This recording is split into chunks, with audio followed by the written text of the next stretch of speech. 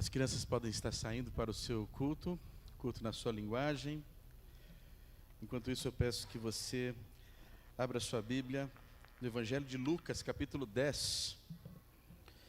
Evangelho de Lucas, capítulo 10, versículo 38. Enquanto você abre a sua Bíblia, quero pedir a você que você esteja orando pela irmã Cândida. Irmã Cândida, alguns aqui no bairro conhecem, né? Quantos aqui conhecem a irmã Cândida? Aí, um bom grupo. É esposa do irmão Paulo Pereira, pai da Cláudia e da Glauce. Cláudia e Breno que estarão aqui na quarta-feira, abençoando os homens e as mulheres neste culto agora, quarta-feira. Esteja orando por ela. Ela teve um AVC, enquanto estava internada parece que teve um outro AVC, mas agora recebeu alta, graças a Deus, mas há algumas sequelas que precisam ser ali tratadas. Então estejam orando pela Cândida e também por outros enfermos da nossa igreja que necessitam da nossa intercessão. Tendo dito isso, vamos para o texto, Lucas 10, versículo 38 em diante. Todos abriram? Convido você a ficar de pé só mais um pouquinho, em reverência à palavra do Senhor. Lucas 10, 38, a palavra de Deus diz assim: Caminhando Jesus e os seus discípulos chegaram a um povoado, onde certa mulher chamada Marta o recebeu em sua casa. Maria, sua irmã, ficou sentada aos pés do Senhor, ouvindo a sua palavra. Marta, porém, estava ocupada com muito serviço, e aproximando-se dele, perguntou: Senhor, não te importas que minha irmã tenha me deixado sozinha com o serviço? Dize-lhe que me ajude. Respondeu o Senhor: Marta, Marta, você está preocupada e inquieta com muitas coisas. Todavia, apenas uma é necessária. Maria escolheu a boa parte, e esta não lhe será tirada. Amém? Você pode se assentar.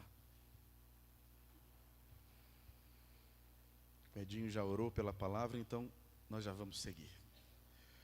Irmãos, nessa reflexão que nós vamos ter hoje, nós vamos conhecer e entender um pouco sobre a vida e a atitude de vida de duas personagens, Marta e Maria. Mais do que isso, nós vamos ver o que é que o Senhor Jesus tem a dizer dessas duas personagens e das suas respectivas atitudes. É bem possível que você se identifique com uma dessas duas figuras. Talvez você seja uma Marta, talvez você seja uma Maria.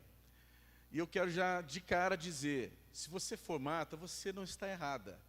Se você for Maria, você não está mais certa do que Marta. Ainda que alguns pensem que Jesus está fazendo uma reprovação total da atitude de Marta. Não é bem assim. O que ele faz é enfatizar algo que precisa ficar muito claro para nós nos dias de hoje. Que apenas uma coisa é necessária, que é escolher a boa parte diante de tantas, escolher a boa parte que é estar com Jesus, ter comunhão com o Senhor Jesus, Enéas, que me traz a água, que é um símbolo da água que traz vida, que é o Senhor Jesus. Amém, irmãos? Vou aproveitar para molhar a palavra aqui. Vamos aqui então considerar dois alertas que esse texto traz para nós. Primeiro alerta, eu vou colocar já os dois, para você que gosta de anotar. Primeiro alerta: cuidado para não ser uma pessoa distraída com muitas coisas. Bem simples. Segundo alerta: não perca a oportunidade de escolher a boa parte, de estar com Jesus. Primeiro, então, cuidado para não ser uma pessoa distraída com muitas coisas. Vire para quem está... Não vou falar isso não. Versículo 40. Marta, porém, estava ocupada com muito serviço. Primeira coisa que nós notamos aqui nesse texto é que Jesus, ele está vindo, passando por esse povoado, não apenas passa, mas ele decide entrar nesse povoado. E sempre há uma intencionalidade, irmãos. Vocês se lembram de João 4, quando diz assim: e era-lhe necessário passar por Samaria? A gente sabe que geograficamente falando e culturalmente falando não era necessário, mas havia um propósito eterno ali de se revelar aos samaritanos, começando pela mulher samaritana, de apresentar ali uma série de informações importantíssimas que servem para nós hoje, no nosso culto ao Senhor. Aqui, ele passa por esse povoado, mas mais do que isso, ele entra no povoado, vai até aquela casa com uma finalidade específica, que é de transmitir uma mensagem muito preciosa. Se você olhar para o contexto aí, você vê aí a parábola do bom samaritano, e você vai ver que Jesus ele vai enfatizar que o amor que é ensinado pela religião judaica no Antigo Testamento, naquilo que nós conhecemos como lei do Senhor, esse amor ele deve ser um amor prático, não pode ser apenas uma ideia, deve ser um amor que se concretiza e independentemente de quem pode ser o alvo desse amor. Você deve amar independentemente se essa pessoa ela tem alguma afinidade com você ou não, se ela faz parte do seu povo ou não, tanto que Jesus usa a figura do samaritano justamente para causar, como se diz nos dias de hoje, para provocar. Ele foi a pessoa que de fato amou, que demonstrou a prática da fé, que diz que nós devemos amar a Deus sobre todas as coisas e ao próximo como a nós mesmos. Jesus então enfatiza a prática. Deve ser um amor que se opera, que se concretiza, que acontece. Aqui você vai ver um complemento dessa mensagem que é muito importante. Ele vai dizer que esse amor prático, ele não pode vir divorciado da comunhão com Deus. O amor prático não pode ser apenas uma decisão de fazer o bem ao outro, ainda que isso seja um reflexo deste amor ágape da parte do Pai.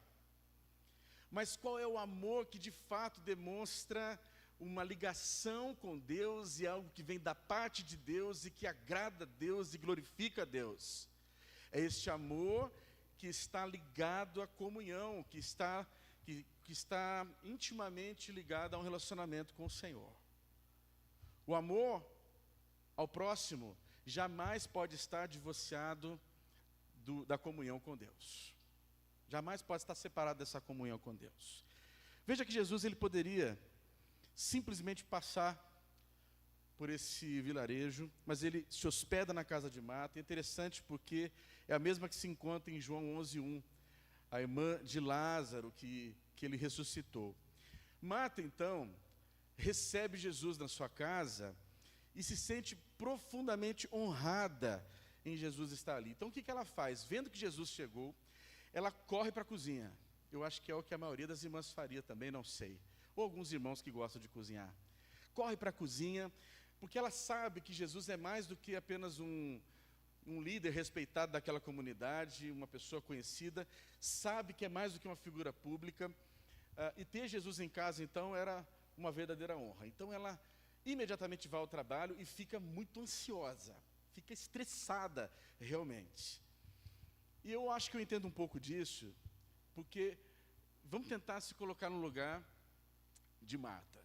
Você fica sabendo que Jesus vai na sua casa hoje à noite. Daqui a pouco, Jesus, em pessoa, vai na sua casa, às 22 horas. Sabe o que eu acho que ia acontecer? Você nem ia ficar mais aqui. Eu acho que você já ia sair correndo, porque você tem que comprar alguma. Primeiro você tem que. Meu Deus, aqui está bagunçada a minha cama. Eu nem limpei o banheiro, tomei banho e já vim direto para a igreja. Eu preciso fazer alguma coisa para receber bem o Senhor Jesus.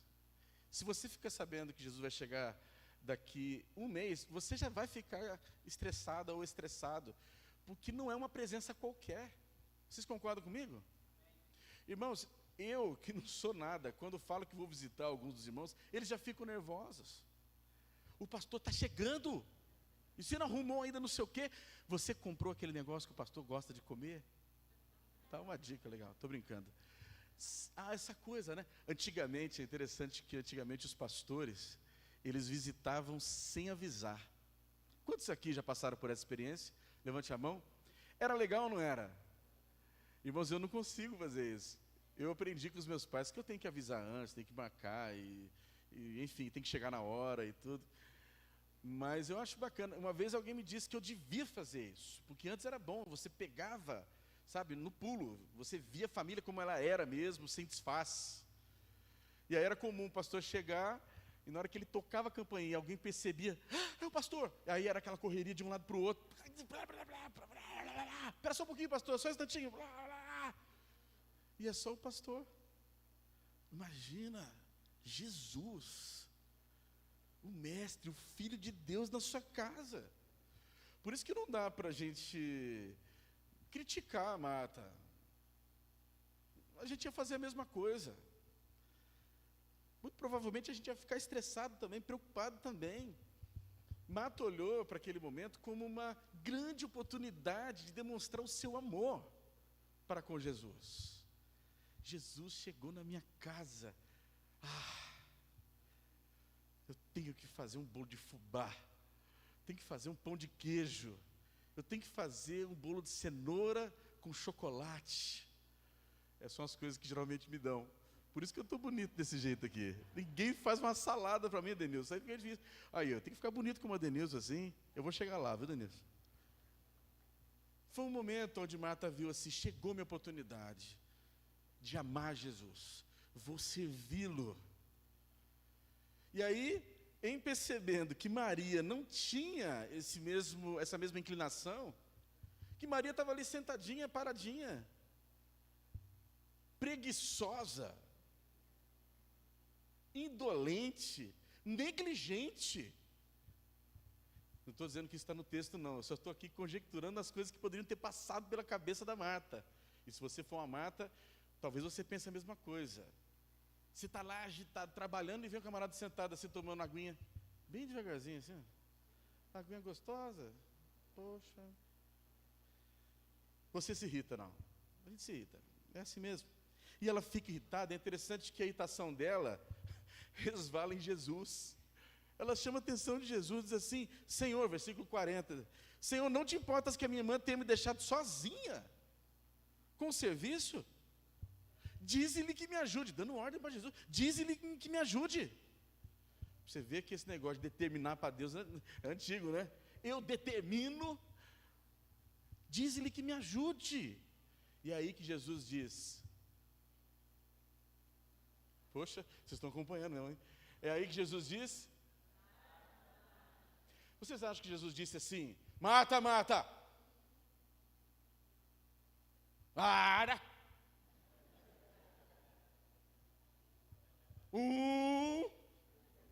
Por que mãe faz isso? Eu não entendo. 2, lá em casa a gente não faz isso não, é no 1 que já vai chinelado, já pá, meu louco, que foi isso? Já aprendeu, pedagógico. Como você acha que foi esse Marta? Interessante, esse Marta, Marta aí foi uma coisa assim, ai, Marta, Marta, então não foi, Marta, Marta, foi isso? Não, irmãos, foi uma chamada muito delicada, amorosa também. Jesus viu o amor de Marta. Marta estava equivocada, mas ela tinha uma motivação pura dentro de si, ela queria servir a Jesus. E aí é um Marta assim, Marta, Marta, e aí vem aqui, eu poderia parafrasear dizendo assim, eu não sei por que você decidiu fazer tudo isso, você se envolveu com esse monte de coisas, você colocou um fardo sobre você, eu não pedi nada disso, eu não preciso de nada disso. Na verdade, o que eu quero mesmo, e o que eu desejo aqui hoje, é dar de comer a você. A minha comida e a minha bebida é fazer a vontade de meu Pai. É como se ele dissesse assim, você não precisava fazer esse banquete todo. Eu sou o banquete. Você não precisava de preparar tantos pratos. Pega aí uma marmitazinha e se junta a Maria aqui e vamos ter esse momento nosso. O importante aqui agora é vocês estarem comigo. Eu vim aqui para estar com vocês. O importante agora é que vocês estejam comigo. Jesus, ele veio a este mundo, ele nasceu e nós celebramos o Natal, para quê? Para estar conosco, mas também para que nós estivéssemos com ele. Irmãos, nós não podemos nos deixar iludir, porque muitas vezes nós nos deixamos levar por essa ilusão, e eu tenho batido bastante na questão da religiosidade, porque eu quero que de fato a gente se desprenda dessa maldição, que é de ser teórico, profissional da religião, praticante de ritos, da mecânica da fé. Não, nós somos chamados a um relacionamento com Jesus. E o resto, ele acontece de modo natural, de modo orgânico, sem peso. Nós nos iludimos muitas vezes, nós achamos que trabalhar para Deus é o mesmo que ter comunhão com Deus, e não é. Trabalhar para Deus é bom, mas não é o mesmo do que ter um relacionamento com Deus.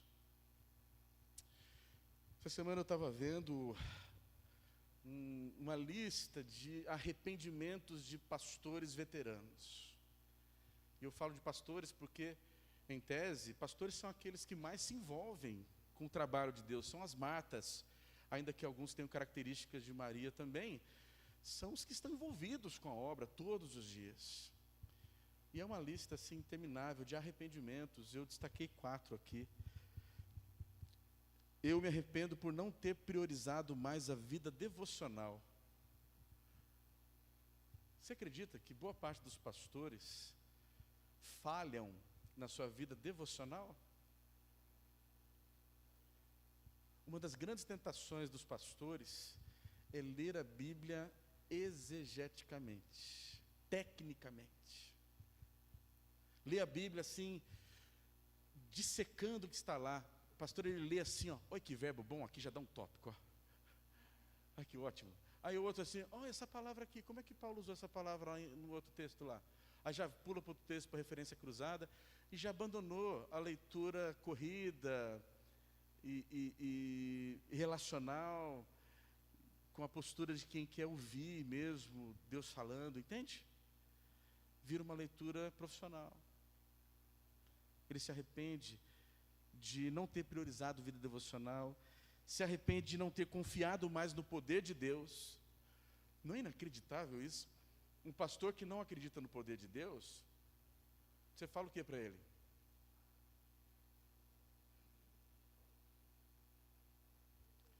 Mas é que os pastores são tentados a serem autossuficientes. Todo pastor é tentado com aquilo que se chama de síndrome de Messias. Eu vou salvar essa igreja. Essa igreja vai crescer porque eu vou fazer um bom trabalho. As pessoas aqui serão saudáveis, não haverá problemas, dissensões, discórdias, porque eu... Gente, a igreja primitiva com o apóstolo Paulo tinha problemas. E muitos pastores acreditam na sua autossuficiência. Eu me arrependo por ser ativista. Os pastores são tentados a acreditar que se trabalharem muito, eles vão ser aceitos por Deus e aceitos pela igreja. E é uma tentação muito forte, que passa na minha vida. Se eu trabalhar bastante e mostrar serviço, se eu pregar bem, se eu conduzir bem essa igreja, aí Deus vai ficar feliz comigo, e vocês também. Mas se eu trabalhar mal, vocês vão deixar de me amar. Se eu não trabalhar tão bem, vocês vão provavelmente pensar num outro pastor. E assim por diante. Amém? Ai, que bom, ninguém disse amém. Já é alguma coisa, né, Moisés? Tá bom.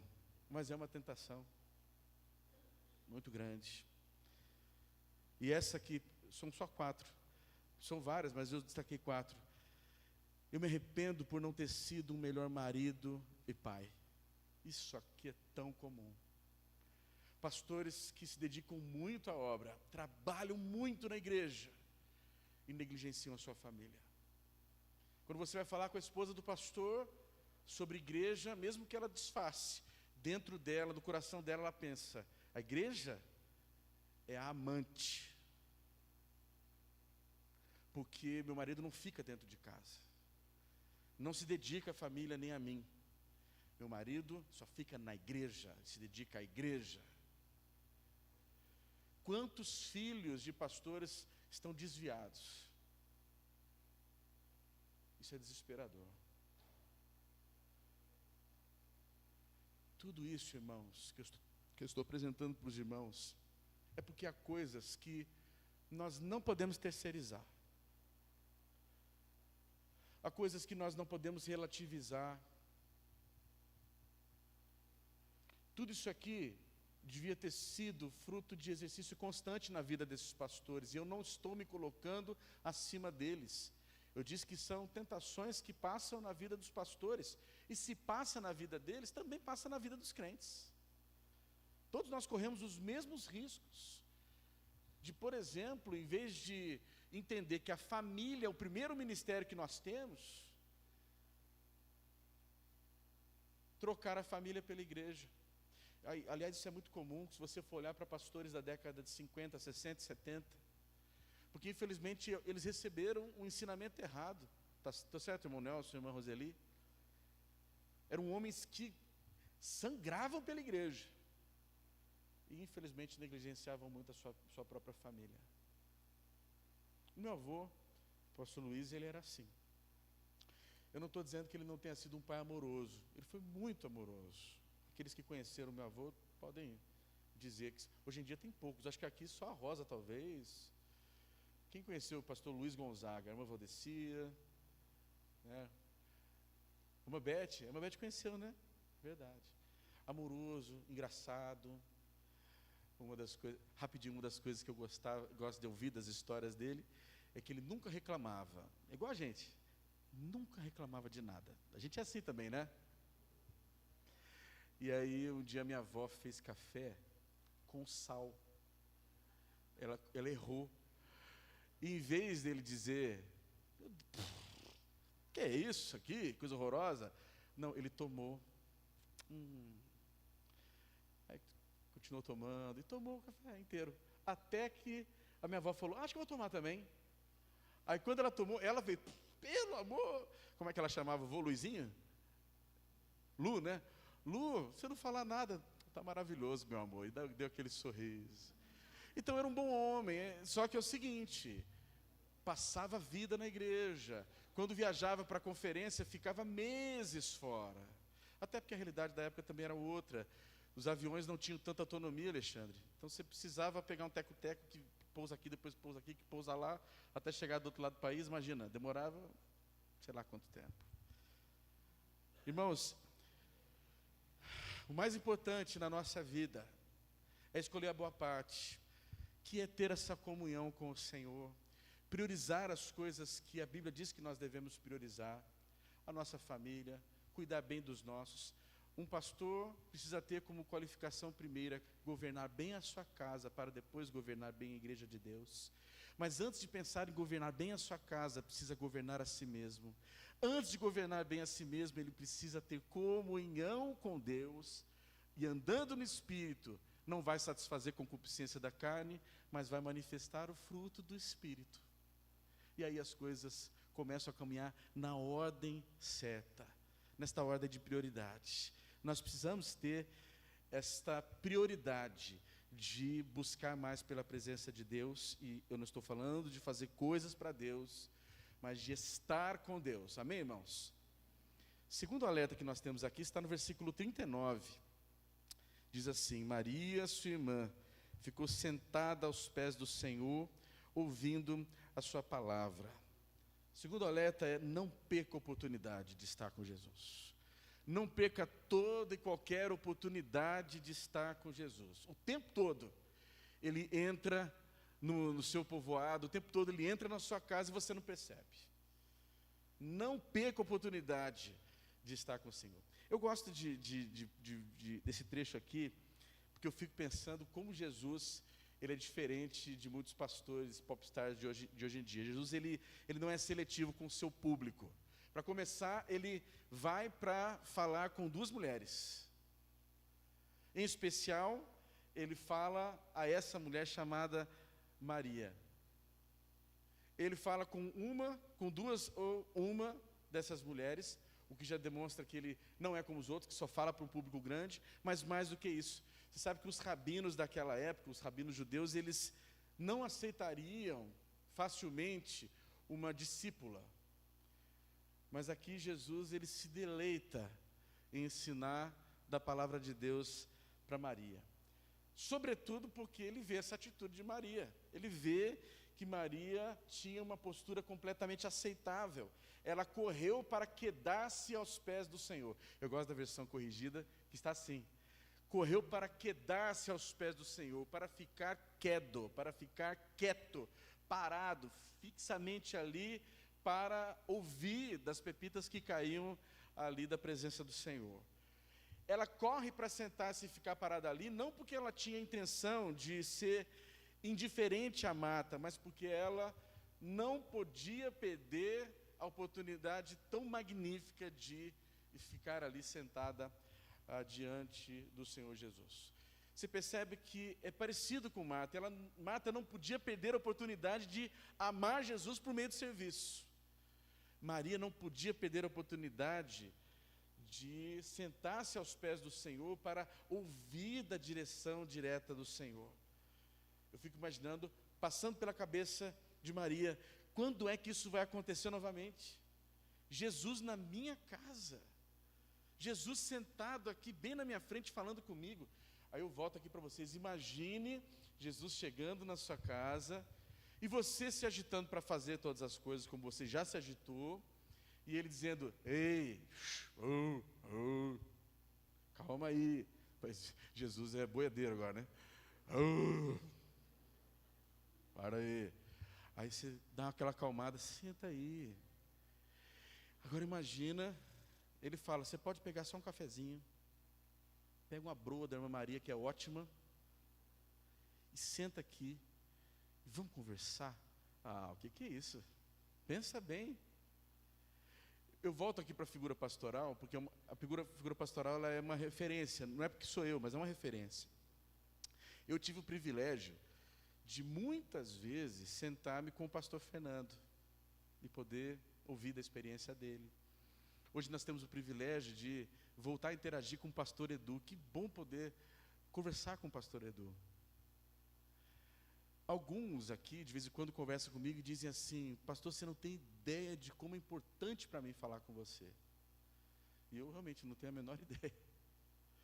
Agora imagine, vamos tentar aqui, só para tentar se aproximar. Uma figura importante para mim, que eu considero uma referência, o pastor Russell Shedd.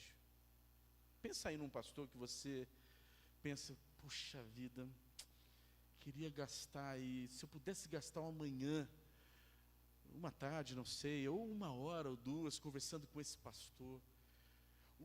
O John Piper, por exemplo, se eu pudesse sentar, eu não entendi nada, porque ele fala inglês, mas enfim, pediria o dom de línguas para poder falar ali com ele.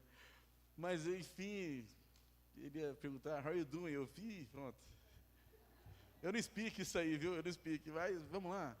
Enfim, pensa num pastor que você admira. Eu vou ficar com o seu Shedd, porque tudo que eu ouvi desse homem é bom. Eu estudei na Faculdade Teológica Batista e ele trabalhou lá vários anos, décadas até. E não tem um A contra ele, todo mundo só fala bem desse homem. E morreu como um santo homem de Deus. Imagine ele assim: Paulo. Oi, quem é? Aqui é o Russell. É o Russell? Quem é Russell? É o Russell Shedd, professor. Eu já ia dizer assim: você não ia também? Pensa aí nessa pessoa que você admira. Mas aí ele diria: estou indo na sua casa. Você pode me receber? Aí eu: é sério? É sério, meu filho, por que não? Não, claro, com certeza, bababá. E aí ele passa uma tarde lá comigo. Rapaz, eu não ia falar nada, eu só ia: fala aí, pastor. Fala o que você puder falar, porque tudo que sai da boca daquele homem é precioso demais, é muita vivência, é mais do que academia, entende, irmãos? É poder, demonstração de poder. E eu não estou falando de Shed agora, vamos para o texto novamente. Nós estamos falando do próprio Senhor Jesus. E Maria percebeu que ela tinha que aproveitar aquela oportunidade e correr na direção de Jesus e quedar-se aos seus pés. Eu tenho que voltar aqui para falar sobre Marta de novo. Olha, não é que ela estivesse errado em preparar uma refeição. Irmãos, nós precisamos trabalhar, isso está claro? Precisamos servir. Precisamos, porque senão a obra ela não funciona. O problema é que ela fica tão preocupada com o trabalho, com os encargos, ao ponto dela não perceber o mais importante daquele momento. Ela estava agitada, ocupada em servir. Maria estava ocupada em ouvir, ocupada em estar com Jesus. Maria parece que percebe algo que a gente precisa perceber também, irmãos. Maria, ela entendeu que o que nós fazemos com Cristo é mais importante do que nós fazemos por Cristo. Fazer por Cristo é importante, mas antes devemos estar com Cristo.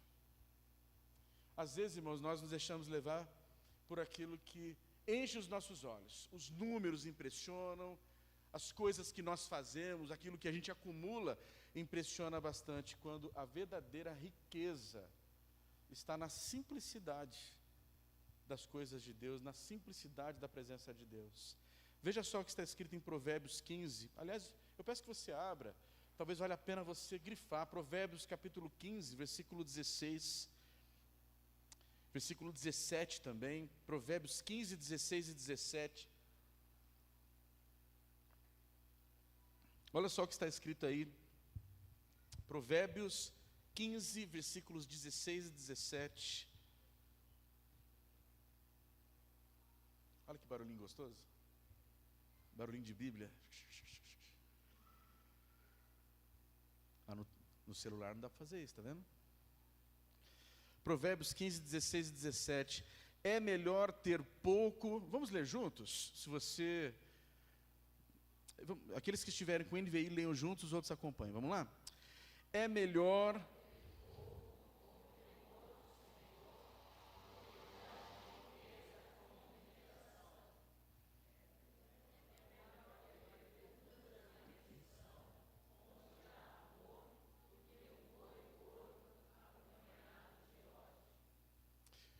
Percebe? Quando Jesus ele diz, volte lá para o texto, no versículo 42, todavia apenas uma é necessária. É como se ele dissesse, não precisa de tantos pratos. Um prato apenas já lhe serviria. Que é aquilo que é mais importante. Que é o partir do pão, que era a comunhão com Jesus. Isso é mais importante do que o serviço. Irmãos, falta-nos muitas vezes a sensibilidade de perceber o que é mais valioso. Muitas vezes a gente interage com uma série de coisas nesse mundo, nas nossas famílias, no nosso trabalho e até na igreja. E falta a sensibilidade de perceber aquilo que é mais valioso. É isso o que esse trecho da Bíblia está propondo. Essa semana eu lembrava lá em casa que é engraçado como coisas simples, desde que se passe com pessoas importantes na vida da gente, fica gravado, né?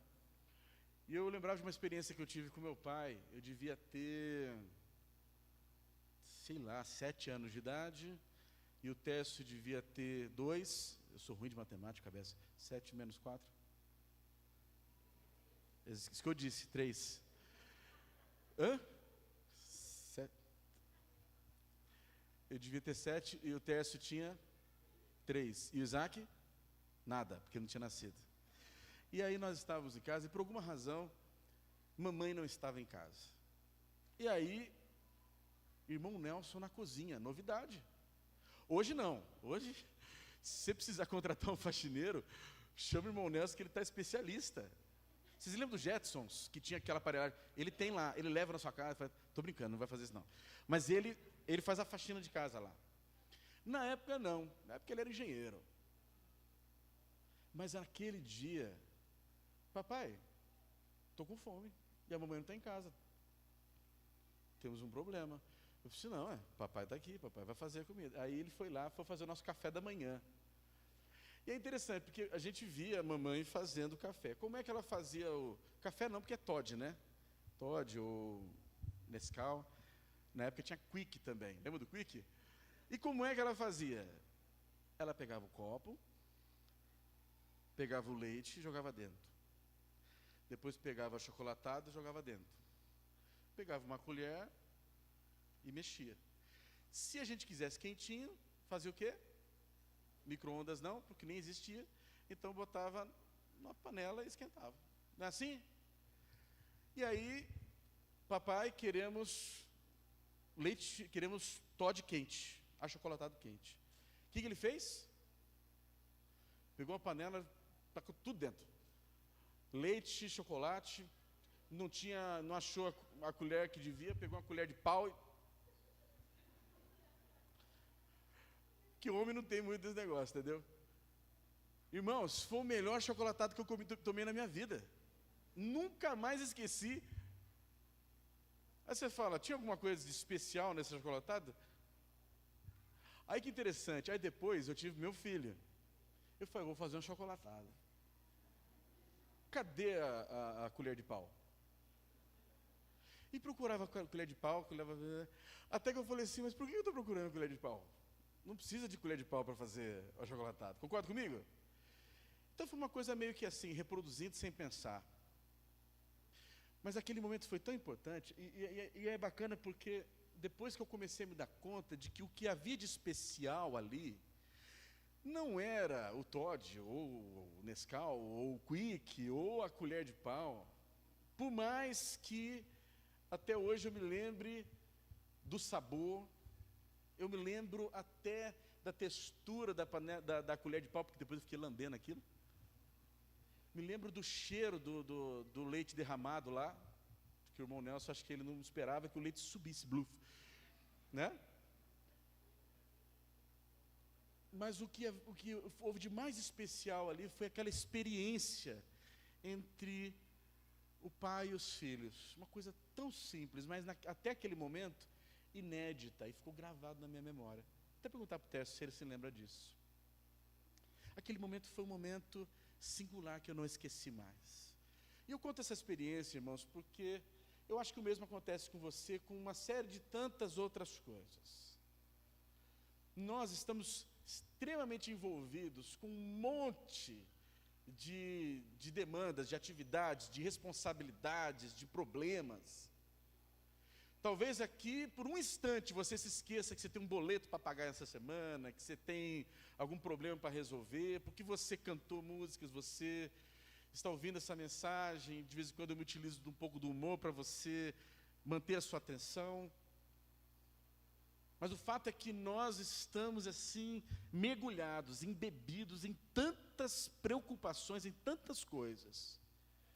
Nós somos uma geração profundamente distraída, porque estamos num mundo especializado em nos distrair, em nos encantar. E muitas vezes esse mundo ele acaba se misturando com a vida religiosa. E aí uma série de outras distrações acontecem. Já como disse agora há pouco, nós nos distraímos muitas vezes com ativismo na igreja, acreditando que isso é relacionamento com Deus. Nós podemos nos distrair com as tradições da nossa denominação, acreditando que se praticarmos essas tradições, nós estaremos aqui vivendo uma verdadeira espiritualidade, quando na verdade não passa de mecânica. São distrações. Pensamos que está tudo bem, quando na verdade nós nos enquadramos nesse problema, estamos preocupados e distraídos com tanta coisa, às vezes coisas nobres, às vezes com motivações nobres, mas que deveriam ser colocadas como algo que não é necessário para o agora, que é supérfluo para o agora, porque há uma boa parte que não pode ser negligenciada. Nós somos facilmente distraíveis. Será que existe essa palavra? Se não existe, eu invento agora. Anota no seu dicionário aí. Somos distraíveis, facilmente distraídos. Irmãos, até o Natal, esse período que a gente vive, que é um período que se refere a um feriado santo, pode ser uma distração. Se você não conseguir olhar para um momento como esse, e não conseguir olhar para além das luzes, para além dos enfeites, para além dessa atmosfera de generosidade, bondade, do bom velhinho e de solidariedade que acontece muito, você já se distraiu. Ainda que sejam coisas boas, não sou nada contra as luzinhas, não. Nada contra a solidariedade, a generosidade, mas você já se distraiu. Se você aguarda essa época para trocar presentes, para você ir no shopping e no meio de todos aqueles enfeites se esbaldar no seu consumismo, você já se distraiu. Tá, vamos trazer para a igreja. Até se você se deixou levar pela sua tradição de cantar e de ouvir músicas natalinas, você já se distraiu.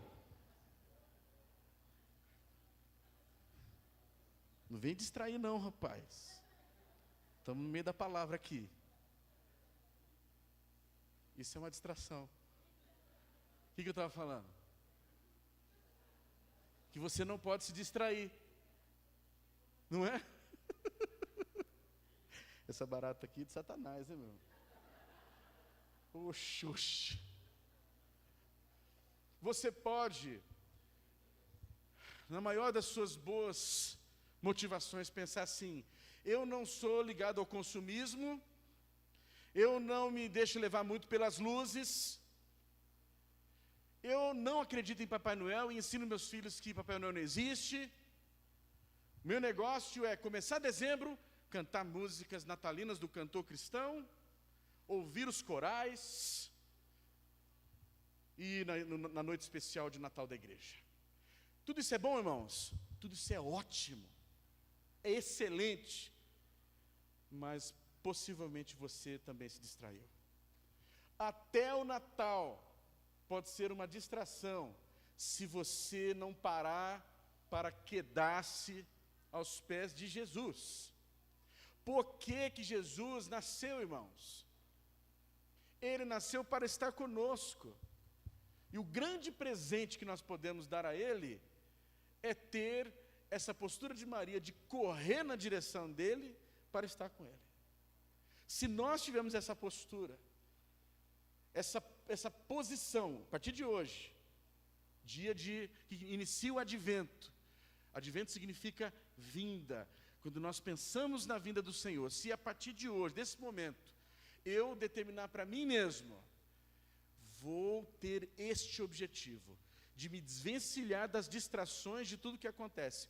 Podem ser boas, mas eu vou me desvencilhar delas, para buscar mais a presença de Jesus.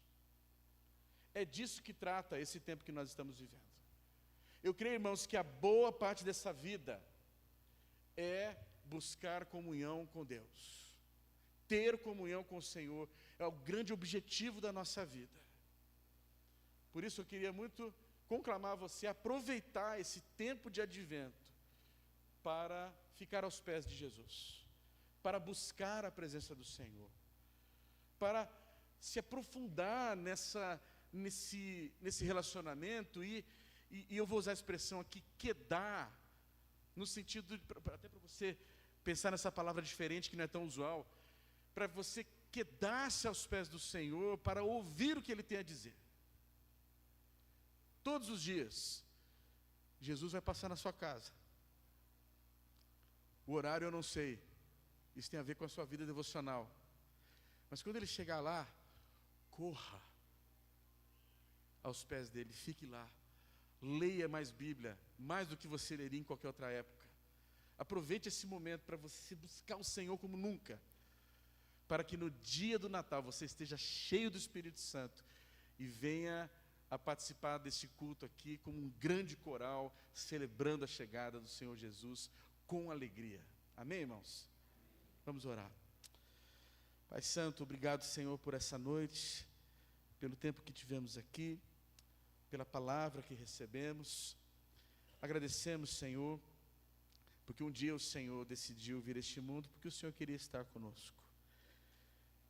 E o Senhor aqui, Senhor, demonstra que se alegra com aqueles que também desejam estar com o Senhor aos seus pés. Que o Senhor encontre em nós esse tipo de gente, que não se distrai nem mesmo com as coisas aparentemente boas, porque decidiu escolher a boa parte, que é ter o máximo de comunhão com o Senhor, e receber da bênção dessa comunhão, bênção que o Senhor disse que não será tirada de nós. Obrigado, Senhor.